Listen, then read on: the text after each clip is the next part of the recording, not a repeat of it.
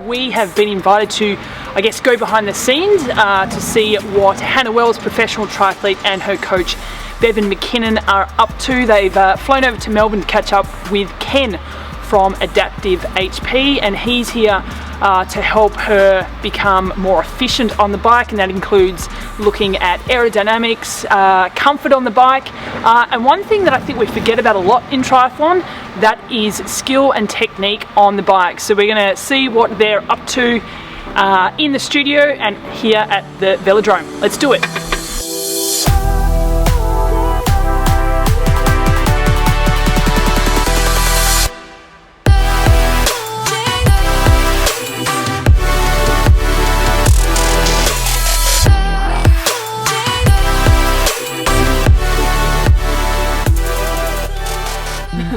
On a scale of 1 to extremely nervous, where are you sitting right now? I'm more nervous than before a race, I think. Really?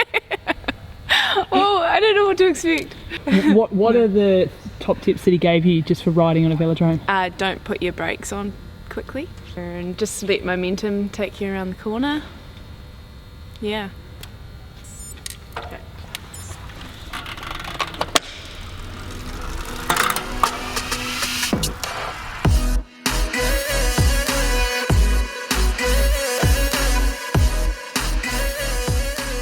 For me, I have no idea about aerodynamics and bike fit, so I really need to outsource to someone who knows what they're doing, and Ken is worth the trip to Melbourne for sure from me from New Zealand.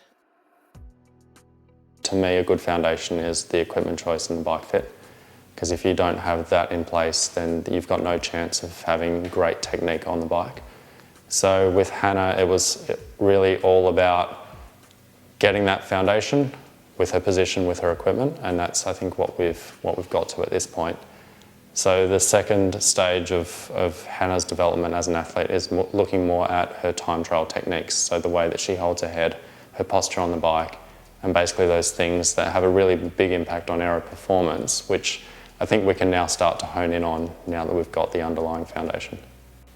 So one of the things that we identify during a bike fit is asymmetries that come from, I guess, discrepancies in pedaling technique. And with Hannah, what we notice on her left side of her body is she's quite toe pointed, which means that she has a very different knee flexion angle and knee extension angle on the left side to the right side. So some of the technique that we were looking at from more of purely pedaling mechanics was basically getting her to flatten out her heel on the left and just try and resolve some of those asymmetries. So what are you doing right now? Trying to think about good technique. Particularly in my pedal stroke. So trying to just drop my heel, something that I need to work on. And yeah, that's pretty much about it. Concentrating on that. It takes a lot of concentration. How do you translate that into a race? Do you use cues when you're in a race? Yeah. I think about technique a lot when I race, like in the run as well. It's a good way to keep your mind off actually racing. So it's actually quite nice to have little technique cues to think about, I reckon. So basically what we want to do is try and lower the head as much as possible, and the way we can train that is just to get you to do a simple exercise where you have to hold a ball or a little object between your forearms and your chin. So two things, it's the hand position, the way you hold your wrists, and the way you position your head. Good.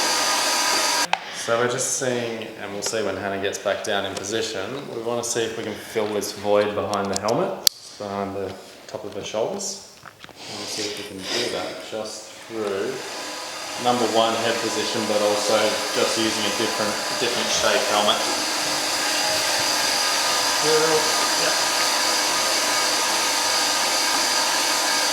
Sitting up for a sec.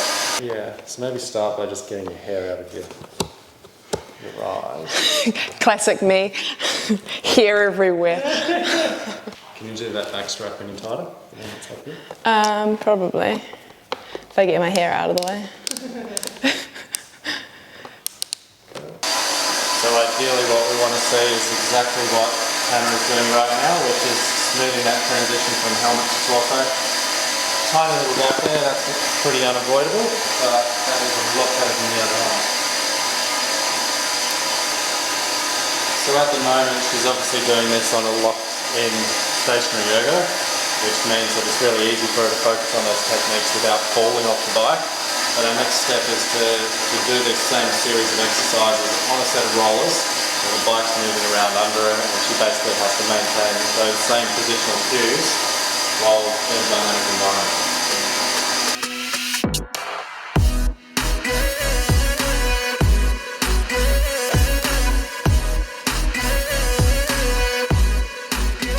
Obviously what you see with an athlete on an ergo is one thing, but it's rare that you would then see that in the real world.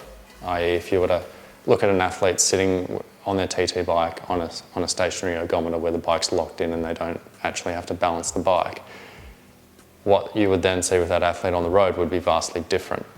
So for me, the question is how can you sort of bring those two together and actually ensure that the athlete is able to maintain their position, the position that you want them to be in, their aero position. How do you get them to maintain that when they're actually out on the road, when they have to balance their bike and when they have to deal with real world conditions, which might be wind, it might be bumps or any other adverse thing that they encounter on their ride? And how can you try and get them to hold that position for the whole duration or most part of the duration of their event?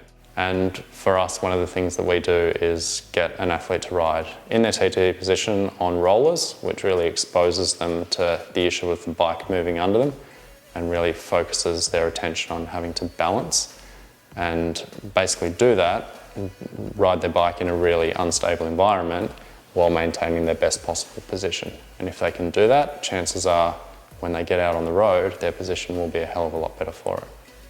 Because ultimately it's your head position that makes the biggest difference to your aero drag. The more you can get your head to fall in line with the torso and form that nice streamlined shape, the more aero you are going to be. Easy? So sweaty from pushing 100 watts. It's just like, my hands are like, ee. Just because you're tense? Yeah, right. Ooh, you right? Yeah. Got my foot on the ground now. I think the hardest part is not just the balance, but it's the concentration. It's quite fatiguing just holding yourself in that position for such a long period of time. And like looking at the same spot. Yeah, and every single fibre in your body is tense. That's the thing. This is not a fluid movement just yet. But what we're looking to do is become as smooth and as fluid and as one with the bike as possible. There's no point in having an aerodynamic bike fit and then wasting it on unwanted movements. So I think learning how to ride the bike and move it in the most efficient manner, you'll learn it here and then you'll be able to transfer it to the road. Yep. Do you want to just have a go at doing the same thing, but this time Bev will hold you and you'll just pop this in under your chin just so you can get a feel for your head position, with your head down.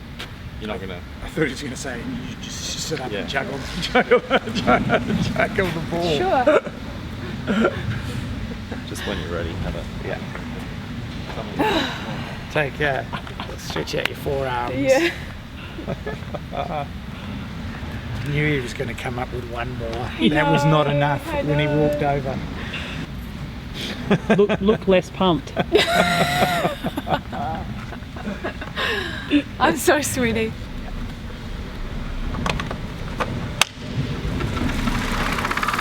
Watts 100, heart rate 140. He's not exaggerating. I'm perfectly comfortable in crosswind on the road compared to the cow in my hand now. Yeah, I've got the bike. So on this next one, feel like you're steering the bike or controlling the bike through your elbows.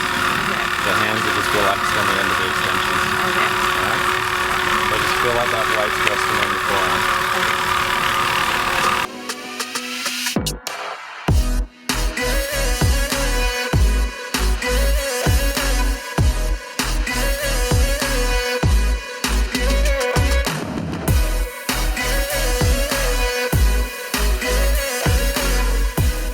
The other thing that we're following up with on Hannah in this bike fit was the front end components that were on her bike. So when she came in previously for a bike fit, we'd changed her extensions and her arm cups and angled the front forearm support. And we know for sure that that's been very beneficial for her. She's so much more comfortable on the bike and she can ride a more consistent time trial position. And since then, we've, I guess, gone away with that idea and thought how we could make those components more effective, more integrated, and just a lot more robust and more suited to what she's doing as a triathlete. So on this trip over, it was our opportunity to install basically our new front end, our new ecosystem of components, which is in her case designed specifically for the Trinity, which basically just gives her a more stable, more robust high hands position, which for her is one of the keys to being more comfortable in that aero position for a longer period of time. So it's all good to assume that the changes that we're making are actually going to make a meaningful difference to the athlete's performance, but really when we're working with elite performers, we want to measure those changes and we want to ensure that we are actually sending them in the right direction. We want to ensure that we're making them more aero efficient and not actually making them slower, because that would definitely go against everything that we want to achieve with these guys. So day 2 for Hannah was to go to the velodrome and to do some aero testing, just get an idea of her current performance, her current aero performance, and to see if the changes that we were making are actually making a meaningful difference to her. So basically she started with her baseline position, which was her normal helmet and her, I guess, fairly standard head and shoulder position.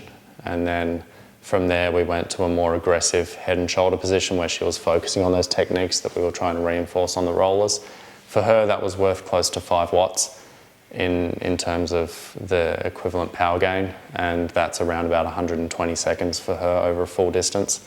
So definitely a fairly meaningful improvement there. The second variable that we tested with Hannah was the change of the helmet, and what we're looking at with the change of the helmet is the way the head integrates with the torso and creates that nice streamlined shape. So with Hannah we went from the standard Cask Bambino, which she's been wearing in the past, to the newer Cask Mistral, which has a slightly longer tail on it and gets that integration with the torso. And it's quite visible when you look at Hannah wearing that helmet. It creates that nice streamlined profile that we want to see. For Hannah, that was worth about an extra 4 watts on top of just her improvement in keeping a tight position. So yeah, huge changes when you're talking 230 seconds over a full distance with a helmet and those basic position improvements. You know, that's a very meaningful impact on the athlete's performance, assuming that they can pull together that whole bike leg and make the most of those aero gains. So yeah, definitely heading in the right direction, and we've for sure got some more ideas of what we can do to squeeze some extra performance out of Hannah, but it's all going to be, I guess, a part of the bigger picture of how her position and equipment comes together to make her the best performing athlete she can be.